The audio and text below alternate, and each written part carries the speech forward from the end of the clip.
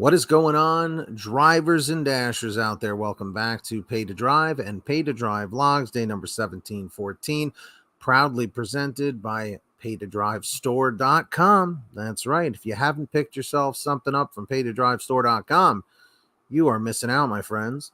So, with that being said, if you drive for apps like GrubHub, DoorDash, UberEATS, or any of the others, you're definitely in the right place to stay up to date with what's going on in the gig economy. So get started. Subscribe now for free and tap that notification bell so you're always notified whenever I post something new. All right? Hit that like button and let's jump into this triple Lindy Thornton Mellon style. Big shout out to Matthew Anderson, okay, on the Facebook group. So shout out to him. DoorDash drivers have to be cops now. There are a few things wrong with DoorDash's plan to prevent underage drinking. After a rise in minors attempting to buy alcohol via delivery apps during the pandemic, DoorDash has decided to put the responsibility in the hands of both its drivers and customers, reports today. The delivery app plans to roll out a two-step system to prevent the sale of alcohol to underage customers, but it's a process that places too much responsibility on the delivery drivers.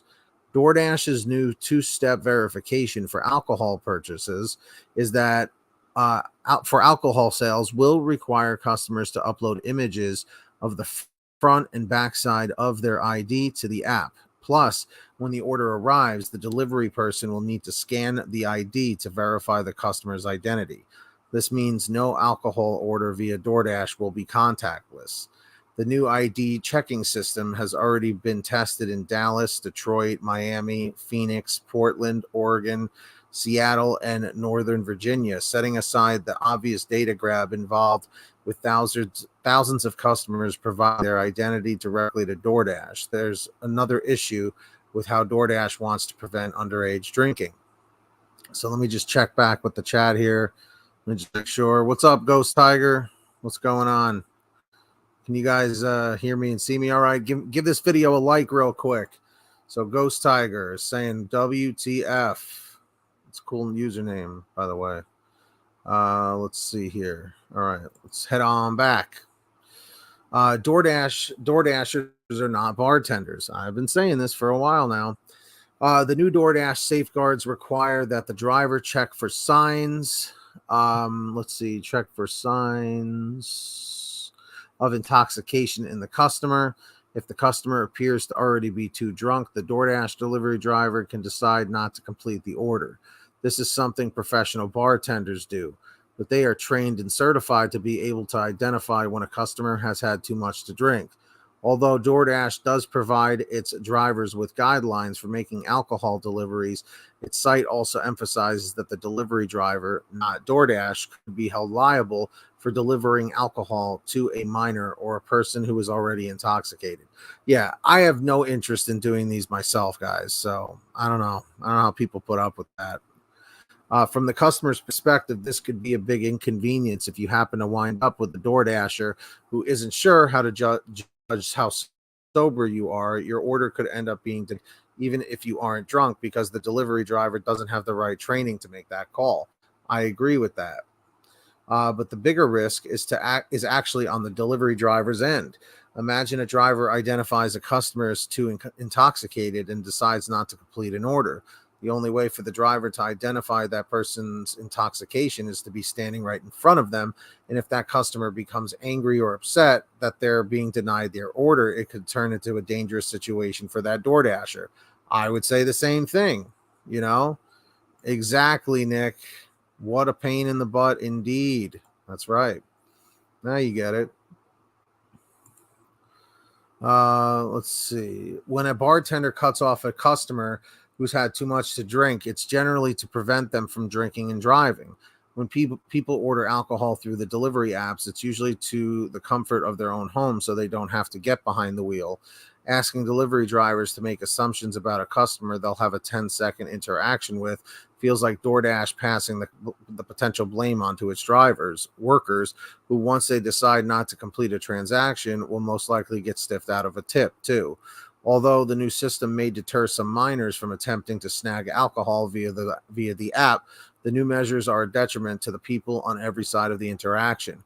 If there's a solution to be found, that this isn't the one. Yeah, man, this is some serious crap right here, So, drivers, dashers, what are your thoughts on all of this? DoorDash drivers have to be cops now? What's this all about? I'm not with it, man. I am not with it. Not one bit. Not in the least bit. That's for sure. So, drivers, dashers, I want to hear from you. Put it down below in the chat or the comments. Do you think that DoorDash drivers should have to make judgment calls like a police officer or a bartender when it comes to doing alcohol deliveries? Let me know down below. I want to hear from all of you. Okay. And of course, big shout outs to all of our patrons down below. You can see them on the screen. If you would like to be featured, make sure to sign up on patreon.com/pay-to-drive.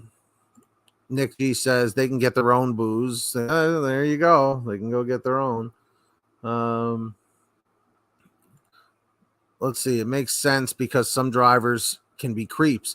And also, you have people with language barrier issues, or some people that just might not be, the sharpest tool in the shed. What's up, Robert? And that's all it takes. And then you have lawsuits and God knows what, So, just out of curiosity, do any of you actually do alcohol deliveries?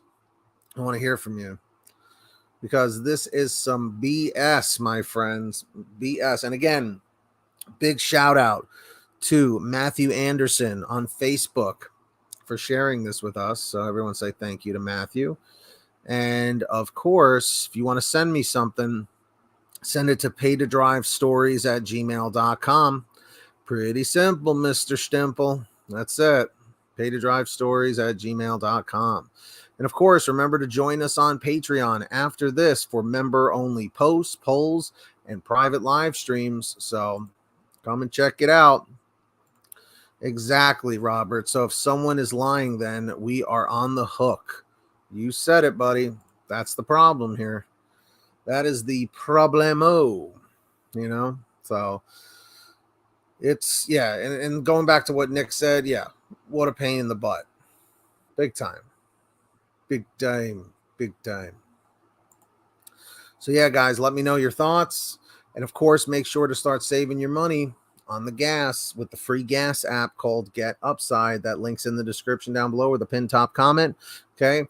All you do is scroll down to where it says Get the Free Gas app. Once you click on there, it'll tell you how to install it on whatever kind of phone, tablet, or device you have.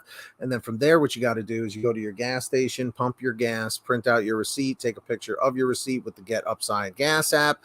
And within 48 hours or so, you'll get anywhere from 15 cents to 45 cents a gallon back, which is pretty fantastic.